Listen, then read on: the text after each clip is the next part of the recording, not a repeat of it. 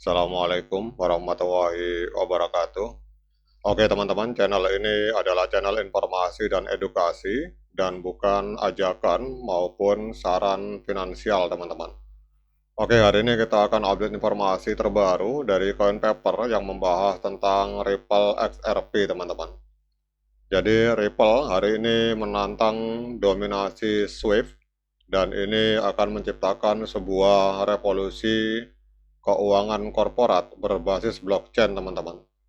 Jadi kita lihat dalam laporan ini dalam lanskap keuangan global yang terus bertransformasi, Ripple telah melakukan lompatan strategis yang signifikan dari sekedar penyedia solusi pembayaran lintas batas.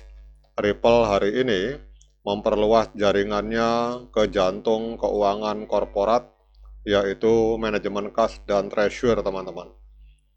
Jadi dengan jaringan yang mencakup lebih dari 13.000 bank dan volume pembayaran mencapai 12,5 triliun US dollar, Ripple tidak lagi hanya berbicara tentang efisiensi pembayaran, tetapi tentang pengambil alihan peran sistem keuangan tradisional yang telah lama didominasi oleh Swift, teman-teman.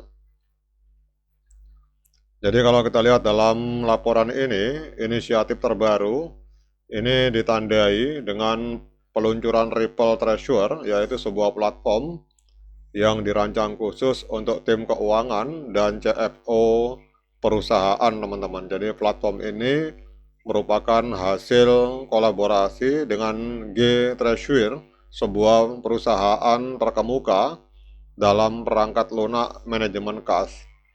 Jadi tujuannya sangat jelas, yaitu menciptakan satu platform terpadu yang dapat mengintegrasikan aset fiat, aset digital, dan jalur pembayaran global, teman-teman.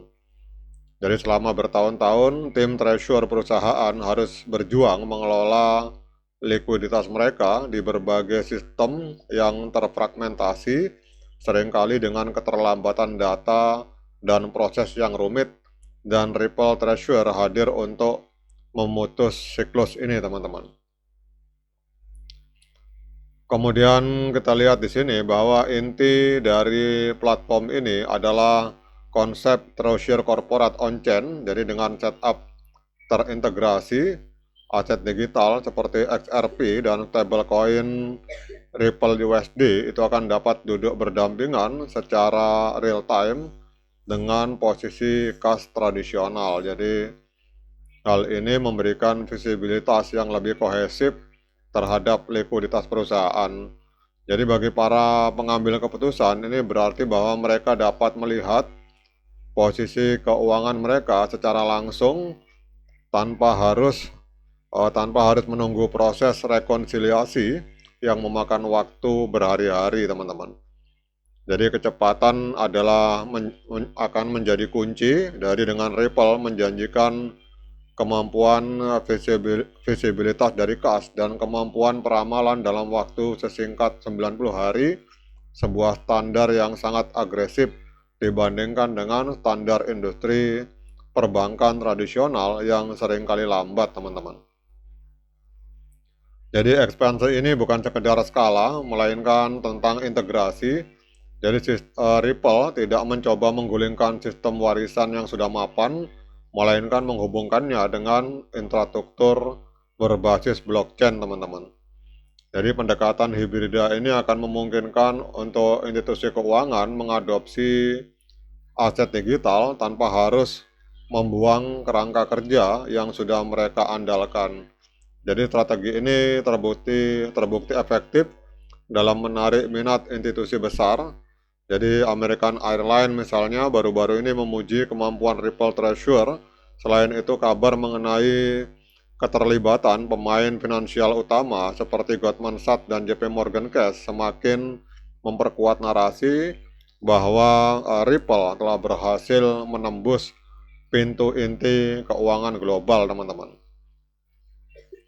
Jadi analisis dari peneliti kripto yang bernama SMQKE ini menyoroti bahwa dengan jaringan 13.000 bank, Ripple secara teknis telah melampaui SWIFT yang hanya memiliki sekitar 11.000 institusi, teman-teman. Jadi angka ini memicu perdebatan mengenai apakah Ripple telah secara diam-diam mengambil alih dominasi SWIFT.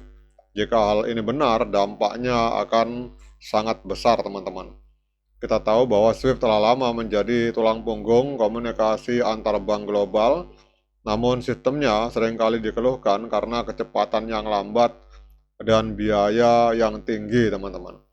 Jadi Ripple menawarkan alternatif dengan penyelesaian transaksi yang hampir instan dan likuiditas 24 jam 7 hari, teman-teman.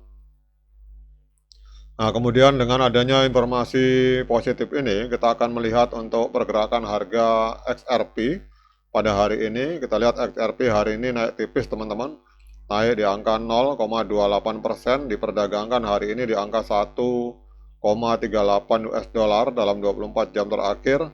Kemudian untuk kapitalisasi pasarnya ini ada di angka 85,44 miliar US dollar, menempati peringkat keempat di Coin Market Cap. Nah, kemudian kita lihat trennya, teman-teman. Jadi secara jangka pendek ini kita lihat trennya XRP masih tren penurunan karena harga masih berada di bawah EMA 13 dan EMA 21 di time frame hari. Kemudian cara jangka panjang juga trennya masih tren penurunan karena harga berada di bawah EMA 200 hari, teman-teman.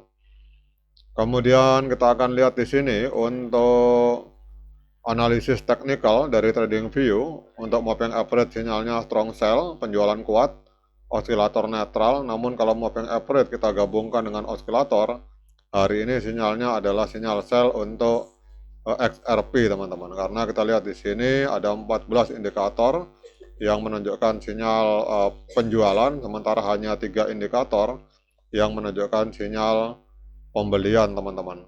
Jadi ini adalah sebuah berita yang luar biasa kalau misalkan ini benar, teman-teman, bahwa Ripple ini menguasai 11.000 atau katakanlah di 13.000 bank, sementara SWIFT hanya 11.000 institusi, dan memang XRP akan menjadi mata uang global atau jembatan, mata uang jembatan, teman-teman.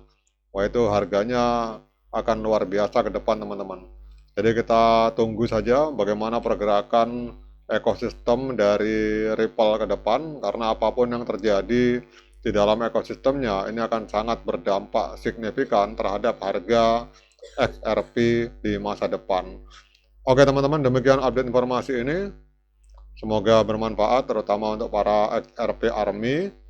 Sekian dari saya. Assalamualaikum warahmatullahi wabarakatuh.